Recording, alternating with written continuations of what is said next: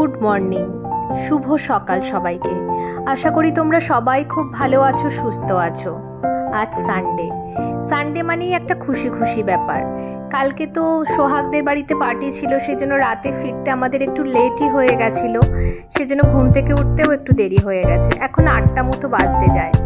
সানডের weekend, ভাবলাম একটু শুয়েই থাকি, যখন মেয়ের স্কুল পড়া কোনোটাই নেই। আজকে আকাশটাও বেশ সুন্দর, বেশ পরিষ্কার লাগছে। আর সকাল হওয়া মানেই চায়ের কাপটা চাই, কেননা যতক্ষণ চা না খাবো যেন এনার্জি পাই না। আজকে বেশ কিছু কাজকর্ম আছে, রান্নার ঝামেলা নেই, যা ফ্রিজে আছে সেগুলোই গরম করে নিয়েছি। আজ একটু বাইরে কাজ আছে। এখন একটু আমি আর রাকেশ বেরোচ্ছি। আগের দিন যে ড্রেসটা পরেছিলাম ওইটা পরেই বেরিয়ে যাচ্ছি। এখনই আমার স্নানও হয়নি, 11:30 মতো বাজে, এখন স্নানও করিনি। বাড়ি এসে স্নান করবো। রাকেশের হয়ে গেছে স্নান, ওকে বললাম তুমি একটু ঠাকুরকে পুজোটা তাহলে দিয়ে দেবে, বলছে হ্যাঁ দিয়ে দিচ্ছি। ও ঠাকুরের পুজো করে নিয়েছে। আমি রান্না টান্না করে ফ্রেশ হয়ে একটু বেরিয়ে যাচ্ছি, এসে তারপরে বাড়িতে স্নান করে ফ্রেশ হব। মেয়ে আছে ঘরে একা, থাক, পড়ছে, পড়াশোনা করুন। চলুন দেখি কোথায় যাওয়া যাক। আজকে একটু গ্রসারি শপিং করতে স্মার্ট বাজার যাব, আর এদিক ওদিকও খুচখাচ কাজকর্ম রয়েছে। বেশ কিছুটা কাজকর্ম মাথায় নিয়েই বেরিয়েছি, কেননা ওয়েদারটা দেখছিলাম পরিষ্কার। দেখুন এখন আবার দেখছি 1-2 ফোঁটা করে বৃষ্টি পড়ছে। আর এই বৃষ্টির জন্য কোনো কাজকর্ম না মেটাতে গেলে এত প্রবলেম হয়।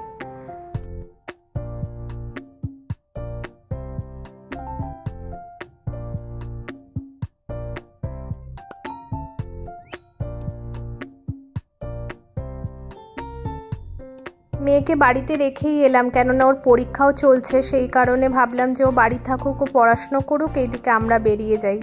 কেননা কাজকর্মগুলোও ডিউ থেকে যাচ্ছে, অনেক দিন ধরে এই গ্রসারি আনবো করছি, এদিকে আনাই হচ্ছে না। সেই জন্য আজকে না বেরোলে আর কোনো উপায় নেই, কাল থেকে আবার অফিস শুরু হয়ে যাবে। বিষ্টুপুরে এখন এখানে গাড়ি পার্কিং করে একটু বিষ্টুপুর মার্কেটের মধ্যে আমরা যাব।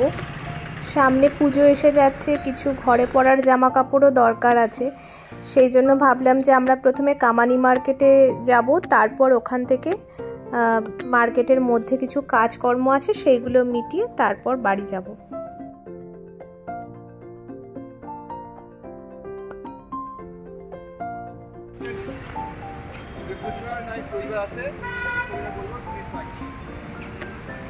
এটাই হচ্ছে কামানি সেন্টার, এর মধ্যে অনেক দোকান আছে।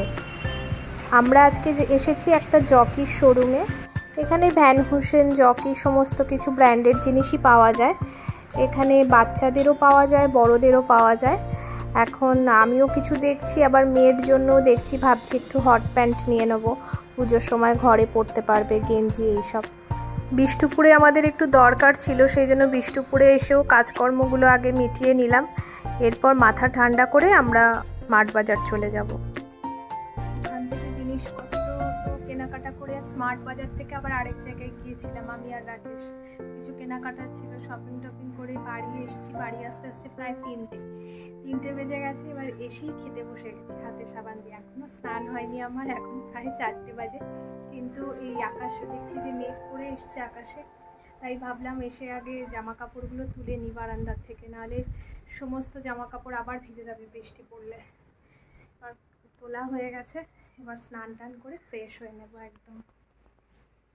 আজকে বিকেলবেলা স্নান করতে এত দেরি হয়ে গেছে, সেই জন্য আর রেস্ট নেওয়ার টাইমই পাইনি। তার মধ্যে মাসি কাজে চলে এসছে, তাই বিকেলবেলা আমি আর মাসি মিলে এই উপরটা পরিষ্কার করেছি। সমস্ত কিছু পরিষ্কার হয়ে গেছে। যে পুরানো পেপারগুলো ছিল সেগুলো ডাস্টবিনে দিয়ে দিয়েছি, আর এখানে নতুন করে পেপার সব পেতে রেখেছি। একটা বড় কাজ করলাম আজকে আমরা। সমস্ত কৌটো, ডাব্বা ডুব্বি সমস্ত কিছু পরিষ্কার করেছি, একদম নিট অ্যান্ড ক্লিন যাকে বলে। আর আজকে স্মার্ট বাজার থেকে প্রচুর শপিং করেছি, কিন্তু শপিং ভিডিওটা আজকে আর দেখাবো না, আমি কালকে দেখাবো, কেননা ভিডিওটা তাহলে অনেকটা বড় হয়ে যাবে। সেই জন্য কালকে আমি শুধু শপিং ভিডিওটার উপরেই একটা ভিডিও বানাবো। আজ সকালে আমি আর রাকেশ বেরিয়েছিলাম, মেয়েকে তো বাড়িতে রেখে গিয়েছিলাম। মেয়ের যেহেতু পরীক্ষা এসে গেছে, মেয়ে বলেছিল ঠিক আছে আমি বাড়িতে পড়া তৈরি করে রাখবো, কিন্তু আমার বিকেলে একটা পিৎজা চাই। আমি বলেছিলাম ঠিক আছে তোমাকে আমি পিৎজা খাওয়াবো, কিন্তু তুমি পড়াগুলো রেডি করে রেখো। তাই এখন বিকেলবেলা পিৎজা এসছে, এখন পিৎজা খাবে, তার জন্য আনপ্যাকিং করছে। এদিকে মাসি তো রুটি তরকারি করছে, কিন্তু সেটা আর মনে হয় না আজকে রাতেও খাবে, ও এটাই আজকে খাবে। এবার আমায় দেখে আমারই লোভ হচ্ছে, ভাবলাম আমিও যদি একটা অর্ডার দিতাম আমার জন্য ভালোই হতো। দেখি ওর থেকে ভাগ বসালে দেয় কিনা। আজকে চিজি কর্ন পিৎজা অর্ডার করেছিল, দেখতে তো বেশ ইয়াম্মি। আর লাপিনোস এখানের এই দোকানটার পিৎজাগুলো এখানে খুব ভালো বানায়। ডমিনোস তো আমরা মাঝে মাঝেই খাই, কিন্তু এই দোকানের পিৎজাটাও বেশ ভালো হয় আর প্রাইসটাও মোটামুটি রিজনেবল। এই 4টে স্লাইস আছে এই পিৎজাটায়। এটা 270 রুপিস পড়েছে উইথ ডেলিভারি চার্জ। যাই হোক, আমি একটু ভাগ বসানোর চেষ্টা করছি, একটা স্লাইস যদি দেয় ভালোই হয়।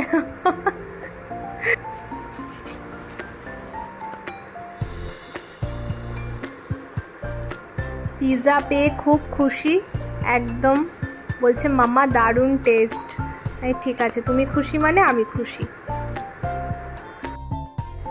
মাসির কাজ হয়ে গেছে, এবার বাড়ি চলে যাবে। আজকে কি কি বানিয়েছো বলো? जो आटा का रोटी और पपीता दाल और झिंगी।